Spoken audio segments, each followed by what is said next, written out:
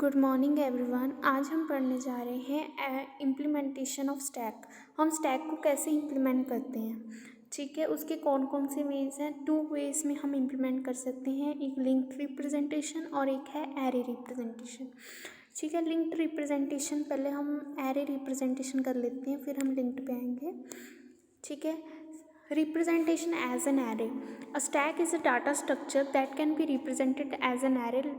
An array is used to store ordered list of elements. हम array का use करते हैं ordered list of elements को store करने के लिए। जब हमने ordered list मतलब ऑर्डर में करनी है लिस्ट को स्टोर, तो हम एरे का यूज़ करते हैं।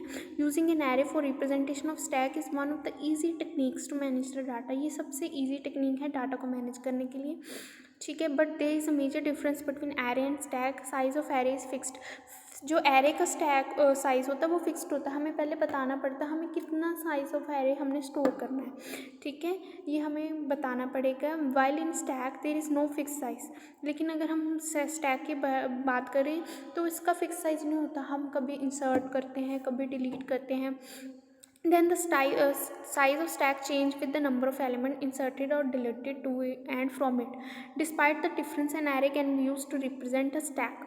इस इन लिमिटेशंस के बावजूद भी हम एरे में इसको स्टोर करते हैं, ठीक है। मैक्सिमम साइज़ जितना हम एरे का मैक्सिमम साइज़ ले सकते हैं उतना ले लेते हैं, और फिर बाद में हम इंसर्शन डिलीशन करते रहते हैं, ठीक है। मतलब मैक्सिमम साइज़ हम ले लेते हैं, फिर हम जितना मर्जी हम उसको मैनेज कर लेते हैं, ठीक है। अब यहाँ पे अब स्टैक दिया हुआ है 12, 8, 21, 33, 18, 40, ठीक है। तो हम इसको कैसे स्टोर करेंगे पहले, ठीक है। पहले पे स्टोर होगा 12, फिर 8, मतलब लिंक्ड जैसे ऑर्डर्ड में स्टोर हो जाएगा, ठीक है। अब यहाँ पे स्टैक दिया हुआ है। जो स्टैक का सबसे फर्स्ट एलिमेंट होगा जो हम इंसर्ट या डिलीट कर सकते हैं वो लास्ट एलिमेंट होगा 40, ठीक है। Elements of stack to be added in array. Array में हम जो है वो ऑर्डर्ड में इंसर्ट करते हैं। कोई भी एलिमेंट बीच में इंसर्ट कर सकते हैं, डिलीट कर सकते हैं, कोई भी। हम उसको पर डिस्क्राइब करना पड़ेगा कि जैसे अब हमारा एरे है, कुछ भी हमने नेम दिया ए, तो हम बीच में बता देंगे हमें कौन सा एलिमेंट इंसर्ट करना है या डिलीट करना है। A2 करना है, ठीक है, तो A2 डिलीट हो जाएगा।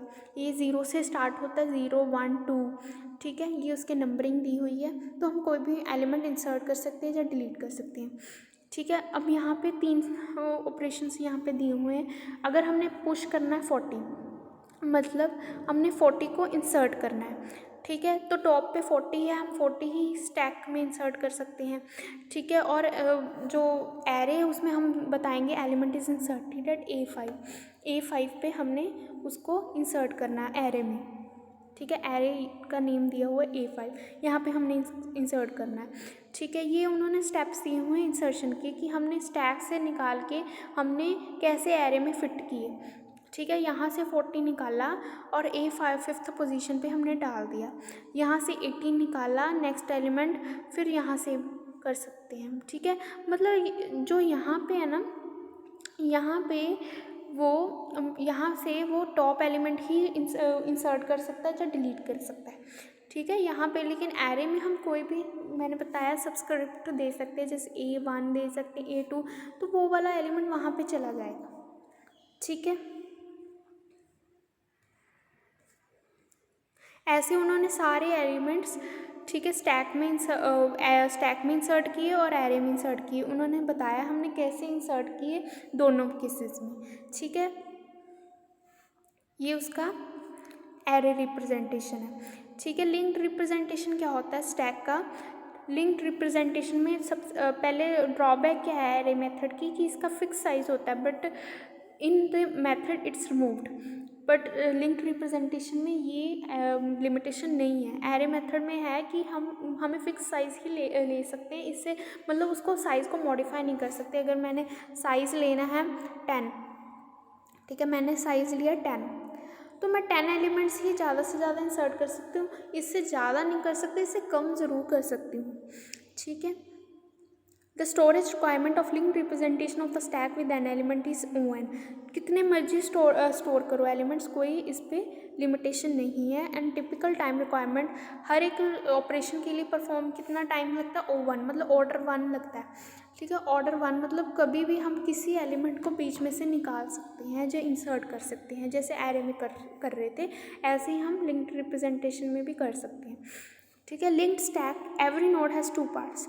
लिंक्ड रिप्रेजेंटेशन में हर एक नोड के 2 पार्ट्स होते हैं, एक में डाटा स्टोर होता है, एक में हमें एड्रेस बताता है कि हमने किस एलिमेंट पे जाना है। जैसे यहाँ पे बताऊँ, यहाँ पे यहाँ पे कोई भी नोड का डाटा एलिमेंट स्टोर है, यहाँ पे वो बताएगा कि वो नेक्स्ट किस नोड को उसने मूव करना है। ठीक है। यहाँ पे दिया हुआ पुश ऑपरेशन करना है, तो यहाँ पे पुश हो जाएगा। ठीक है। Push operation is use to insert an element into stack, new element is added at top most position. यहाँ पे भी इसी पोजीशन पे इंसर्ट होगा। ठीक है। To insert an element with value 8, अगर मैंने 8 वैल्यू इंसर्ट करनी है तो वो चेक इफ़ टॉप इज़ नल। ठीक है। अगर मैंने 8 एलिमेंट इंसर्ट करना तो मैं पहले चेक करूँगी कि टॉप हमारा नल तो नहीं है, मतलब हमारा स्टैक खाली तो नहीं है, उसमें एलिमेंट है ना। If this in the case then we allocate memory for a new node, start the value in data part. अगर कोई नोड अगर नल है, मतलब टॉप ही हमारा नल है, तो हम इसका मतलब है कि हमारा लिंक लिस्ट खाली है, कोई एलिमेंट स्टोर्ड नहीं है, तो हम पहला एलिमेंट ही 8 स्टोर करेंगे। ठीक है। और फिर जो लास्ट नोड होती है उसके एंड पे क्रॉस होता है, मतलब ये लास्ट नोड है, इसके आगे कोई नोड नहीं है। ठीक है। तो अगर मैं पहला एलिमेंट में स्टोर करूँगी तो मैं 8 यहाँ पे लिखूँगी और यहाँ पे नल डाल दूँगी कि मतलब ये लास्ट एलिमेंट है। The new node will then be called top. जो न्यू एलिमेंट है वो न्यू नोड, जो फर्स्ट एलिमेंट नोड होगी उसको मैं कहूँगी top. If top is not equal to null, अगर टॉप हमारी नल नहीं है then we insert the new node at the beginning of linked stack and name this new node as top. अगर new node नहीं है तो मैं पहला एलिमेंट टॉप पे ही इंसर्ट कर सकती हूँ लिंक्ड लिस्ट में भी। ठीक है। थैंक यू, आज के लिए इतना ही, बाकी हम कल करेंगे।